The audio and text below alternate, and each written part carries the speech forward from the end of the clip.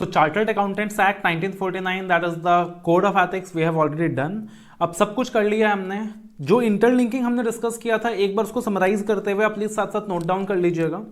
जैसे कि अगर हम बात करें schedule 1 part 1, schedule 1 part 1 chartered accountants act 1949, सारी इंटरलिंकिंग यहाँ पे थी।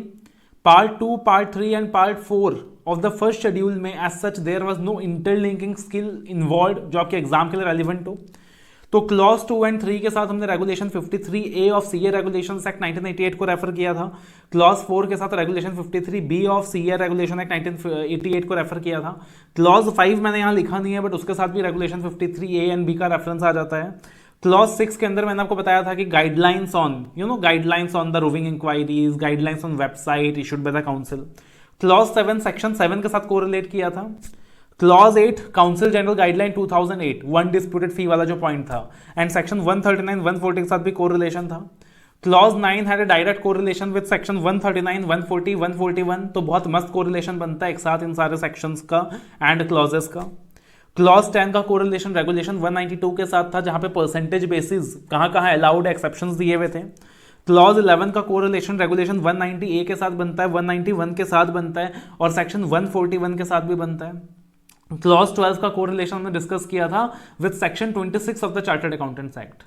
ठीक है, उसके बाद पार्ट 2 में एज सच कोई कोरिलेशन वाली चीज नहीं थी, पार्ट 3 में एज सच कोई कोरिलेशन वाली चीज नहीं थी, and part 4 was other misconduct. उसके बाद वी हैव शेड्यूल 2 पार्ट 1। कहां कहां कोरिलेशन हमने किया था, इंटरलिंकिंग करी थी। क्लॉज 1 को interlinked with SA 200। Clause 2 and 7 and 8 I told कि we have to discuss together. Clause 3 को वे इंटरलिंक्ड विद एसई 3402। क्लॉज 4 को वे interlinked with council general guidelines 2008 section 141 subsection 3। फिर क्लॉज 5 वर्सेस 6 मैंने आपको बताया था डिफरेंशिएशन में पढ़ना।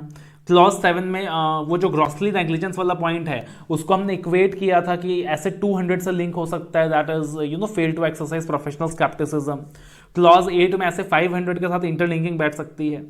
शेड्यूल 2 के अंदर जो पार्ट 2 है उसका जो पहला क्लॉज है, clause 1 contravention of the act regulation guidelines, तो यहां जबरदस्त इंटरलिंकिंग इन्वॉल्व थे बिकॉज रेगुलेशन के ऊपर, गाइडलाइंस के ऊपर question can be framed, and वहां जबरदस्त इंटरलिंकिंग इन्वॉल्व है जहां पे interlinking skills can be used.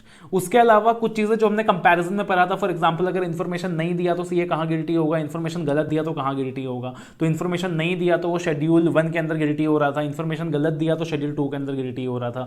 Cash से रिलेटेड 2-3 पॉइंट्स थे कि क्लाइंट का पैसा मिला तो सेपरेट बैंक अकाउंट में डालना अलग क्लॉज है, इम्बिजलमेंट ऑफ फंड्स किया अलग क्लॉज है।